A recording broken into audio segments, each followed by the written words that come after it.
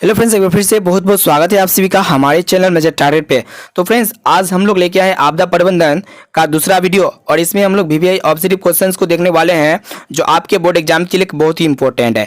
अगर आप इस बार मैट्रिक के बोर्ड परीक्षा देने वाले हैं तो इस वीडियो को आप शुरू से लेकर लास्ट तक देख लेते तो इससे बाहर आपका एक भी प्रश्न नहीं पूछेगा। तो वीडियो बहुत ही हेल्पफुल है, इसलिए आप शुरू से लेकर अंतिम तक वीडियो को जरूर देखना।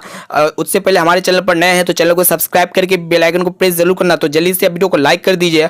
और इस वीडियो में हम लोग आपदा प्रबंधन के 2 चैप्टर को कवर करने वाले हैं और दोनों चैप्टर बहुत ही इंपॉर्टेंट, इससे प्रश्न आपके एग्जाम्स में बहुत टकराते हैं। तो देखते हैं आज का जो है तीसरा चैप्टर आपदा प्रबंधन का है भूकंप एवं सुनामी। इसमें जितने भी प्रश्न हैं सभी प्रश्न इंपॉर्टेंट है। एक एक प्रश्न को ध्यान से देखिए और ध्यान से समझते हुए जाइए।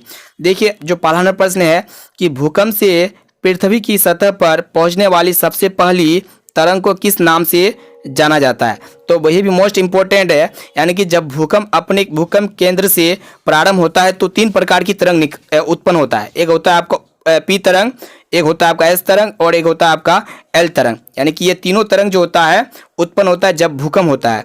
तो इन्हें प्राथमिक तरंग भी कहा जाता है। यानी कि जब भूकंप से पृथ्वी की सतह पर पहुंचने वाला सबसे पहला तरंग होता है उसे हम लोग पी तरंग के नाम से जाना जाता है और पी तरंग को हम लोग प्राथमिक तरंग भी कहते हैं। और इनकी गति जो होता है 8 किलोमीटर प्रति सेकंड होता है, यानी कि 1 सेकंड में ये 8 किलोमीटर गति करता है। और ये पी तरंग जो होता है ना, ठोस तरल गैस तीनों माध्यम से गुजरती है। तो इसका सही उत्तर हो जाएगा आपका ऑप्शन नंबर ए, पी तरंग। अब आइए अगला प्रश्न देखते हैं। देखिए हमारे जो दोनों प्रश्न है, दूसरा प्रश्न देखिए कि भूकंप केंद्र के ऊर्ध्वाधर पृथ्वी पर स्थित केंद्र को क्या कहलाता है। यानी कि भूकंप केंद्र के ऊर्ध्वाधर पृथ्वी पर स्थिति केंद्र को क्या कहा जाता है। तो इसे हम लोग कहते हैं अधिकेंद्र या फिर इपी सेंटर। यानी कि इसका ऑप्शन नंबर 20 सही उत्तर हो जाएगा, अधिकेंद्र।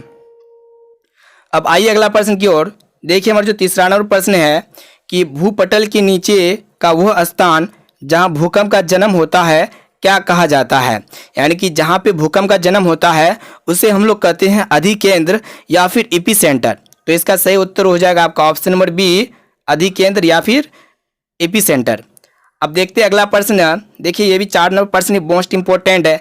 देखिए यहाँ पे कि इनमें से कौन सा भूकंपीय तरंग नहीं है। यानी कि कौन सा जो है भूकंपीय तरंग नहीं है। यहाँ पे आपको 4 ऑप्शन है, पी तरंग है, एल तरंग है, एस तरंग है और ओ तरंग दिया हुआ है। तो इसका जवाब आप जल्दी से कमेंट बॉक्स में चले जाइए और इसका जवाब क्या होगा 4 नंबर का, जल्दी से बताइए। अब आइए अगला प्रश्न की ओर। देखिए हमारा जो 5 नंबर प्रश्न है कि भारत को कितने भूकंपीय क्षेत्र में बांटा गया है। तो ये भी मोस्ट इंपॉर्टेंट है। देखिए ऑप्शन में आपका 4 है, फिर 3 है, फिर 5 है, फिर 7 है। और आपको बता दें कि भारत को 5 भूकंपीय क्षेत्र में बांटा गया है। जैसे कि जोन 2 हो गया, फिर जोन 2, फिर जोन 3 हो गया, ठीक है, जोन 4, जोन 5। यानी कि भारत को 5 भूकंपीय क्षेत्र में बांटा गया है, ठीक है। और इसमें सबसे कम खतरनाक वाला जोन होता है जोन 2 और सबसे ज़्यादा खतरनाक वाला होता है जोन 5। तो यहाँ पे क्या होगा, यहाँ क्वेश्चन क्या कह रहा था कि भारत को कितने भूकंपीय क्षेत्र में बांटा गया है, तो 5। ऑप्शन नंबर सी इसका सही उत्तर हो जाएगा। अब देखते हैं अगला प्रश्न। देखिए हमारा जो 6वां नंबर प्रश्न है कि सुनामी किस स्थान पर आता है। ये भी मोस्ट इंपॉर्टेंट प्रश्न है। तो क्वेश्चन क्या कर रहा है कि सुनामी जो है कौन सा स्थान पर आता है, कौन सा जगह पे आता है। देखिए ऑप्शन में आपका है स्थल में आता है या फिर समुद्र को या फिर आसमान में या फिर इनमें से कोई नहीं। तो सुनामी कब आता है, तो सुनामी समुद्र में आता है। समुद्र में जब ज्वालामुखी विस्फोट होता है तो उसके कारण सुनामी आता है, या फिर उसमें क्या होता है समुद्री भूसंकलन के कारण भी सुनामी आता है। यानी कि कहाँ पे आता है सुनामी, समुद्र में आता है। यानी कि ऑप्शन नंबर 20 का सही उत्तर हो जाएगा। अब आइए अगला प्रश्न देखते हैं। देखिए 7वां नंबर प्रश्न मोस्ट इंपॉर्टेंट है। यहाँ पे कह रहा है कि 26 दिसंबर 2004 को विश्व के किस हिस्से में भयंकर सुनामी आया था। ये भी मोस्ट इंपॉर्टेंट प्रश्न है, काफ़ी इंपॉर्टेंट प्रश्न है। तो देखिए आपको बता दें कि 26 दिसंबर 2004 को इंडोनेशिया में 8.9 तीव्रता वाला भूकंप आया था, ठीक है। कितना आया था, 8.9 तीव्रता वाला भूकंप आया था। इंडोनेशिया जो है बंगाल की खाड़ी के बगल में है, ठीक है। यानी कि सही उत्तर हो जाएगा ऑप्शन नंबर डी, बंगाल की खाड़ी। अब आइए अगला प्रश्न देखते हैं। देखिए हमारा जो 8 नंबर प्रश्न है कि निम्नलिखित में से सुनामी का मुख्य कारण क्या है। यानी कि सुनामी जो है किसके कारण आता है। देखिए ऑप्शन ए में आपका दिया हुआ है समुद्री भूकंप, ऑप्शन बी में है ज्वार भाटा, ऑप्शन सी में है कि समुद्री जल का बढ़ना और ऑप्शन डी में है जहाज़ों का आवागमन।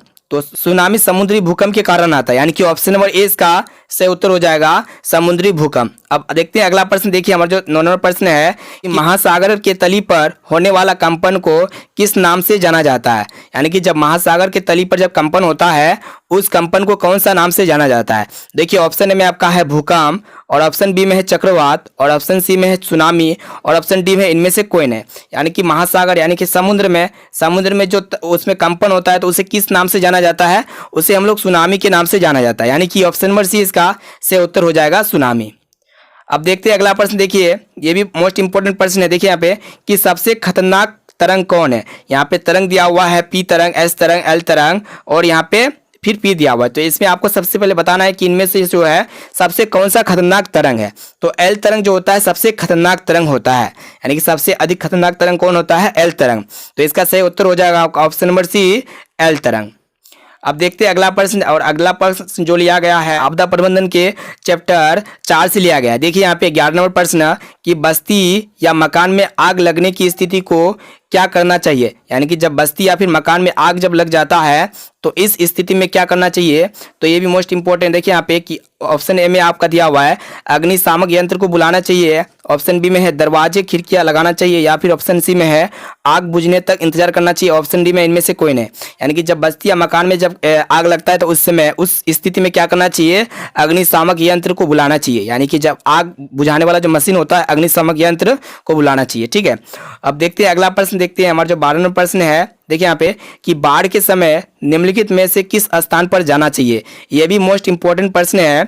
तो बाढ़ जब होता है तो उस समय में किस स्थान पर जाना चाहिए। देखिए ऑप्शन ए में आपका दिया हुआ है गांव के बाहर, ऑप्शन सी में है ऊंची भूमि वाले स्थान पर, और ऑप्शन सी में है जहां है उसी स्थान पर रहना चाहिए, और ऑप्शन डी में है खेतों में। यानी कि जब बाढ़ के समय होता है तो उस समय कौन सा स्थान पर जाना चाहिए, ऊंची भूमि वाले स्थान पर जाना चाहिए। यानी कि ऑप्शन नंबर 20 का सही उत्तर हो जाएगा।